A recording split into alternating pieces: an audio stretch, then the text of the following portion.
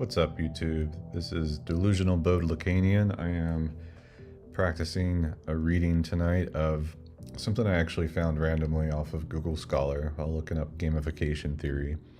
And this is going to be part of a series of readings around gamification theory as part of my automation learning of gamification and understanding the best user experience that could be built for any gamified learning experience. But before I do this reading, I wanted to mention I'm going to a virtual conference next week.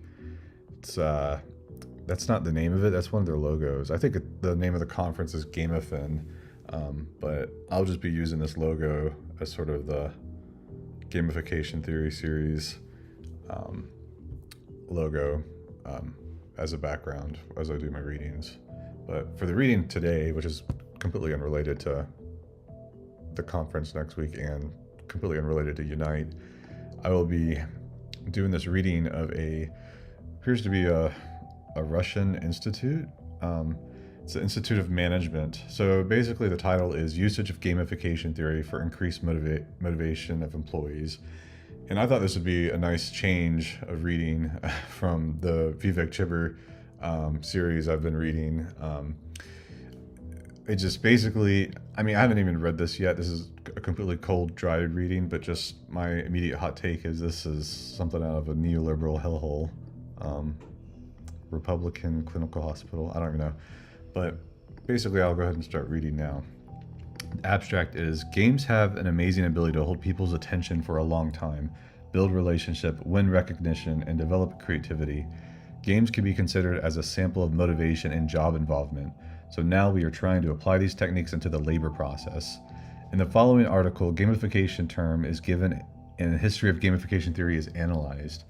Besides the problems of application of gamification method and sector of national economy are examined. Also, analysis of the possibilities of implementation this theory to the Russian reality is presented. I think this is a translation from Russian to English, so, or maybe my own reading skills need improving. But here we go. Introduction. Networks of different games widely spread in the modern world. Professionals more often use game form for teaching children and adults. Organizations use different game forms for increased efficiency and productivity of employees. Gamification term was invented by British computer programmer Nick Pelling in 2002, but became widely used only in 2010 or 2010, I don't know. Gamification is usage of game thinking and game mechanics and non-game usage in non-game context to engage users in solving problems. In other words, it's design system that creates context where person willingly, God, this translation's killing me, where a person willingly and effectively achieves goal. For decades, game is considered as sample of motivation and involvement, and nowadays we try to learn this technology from games. So I'm going to try to read a little ahead and just power through the mistranslations. During games, people spend time for something that doesn't improve their lives nor others, expecting game makers. But if we could all use energy and interest of people that appears during game and transfer it to important and effective solutions of problems, results would be positive for everyone. In this case, the employer would have motivated and productive workers, and therefore better results and more profits. Yeah, this is definitely some neoliberal study. An employees enjoying game process increases incomes and climbs the career ladder. And if usually a person simply wastes time playing computer games, here the more time he spends playing the business game, the more successful he becomes. So this theory seems to be making a distinction between personal games and business games. So, which for the improvement of the business. But gamification methods in personnel administration are used for recruitment, organizational problem solving, stimulation of employees' incentives or initiatives, and improvement of the corporate culture and preservation of valuable employees. Picture one, I assume it's down here.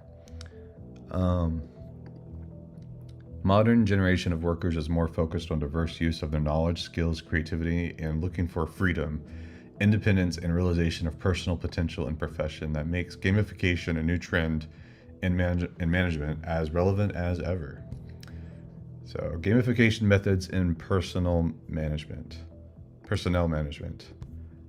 I don't know if zooming in works, but basically has, looks like 7, I assume, gamification methods: recruitment of new staff, adaptation of employee in new place, training and education, improvement of corporate culture. So these are all methods of personnel administration, but I almost don't want to read all this stuff. It's just really painful to kind of read the Russian translation. I guess I'll read some of this. So, wage rate cannot directly depend on game results since gamification is based on voluntary participation. Otherwise, according to law, it can be considered as discrimination against other employees on unverifiable criterion and as hidden additional duties that official duties do not consist of. In the structure of wages gamification, it cannot influence on any guaranteed part, but assumes application of bonus in addition to the basic system of bonuses. So, just sort of kind of gutting this,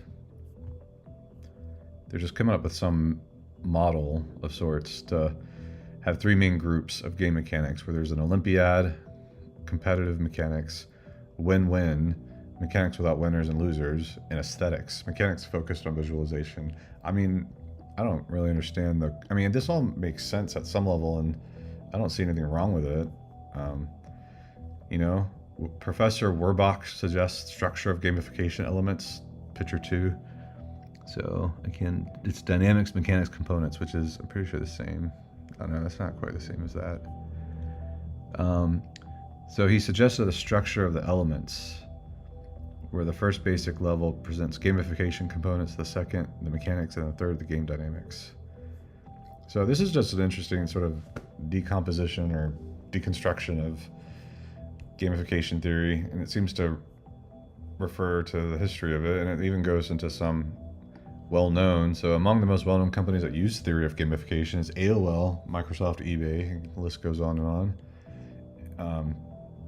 In Russia, gamification use companies such as Iranian Bank of Reconstruction and Development, Alpha Bank, Rosatom, NVIDIA, Bank Vostochnich, Express, Altaros, Hellbrom, and others. This isn't my Russian Duolingo, not yet, but a lot of minuses of the system can be found.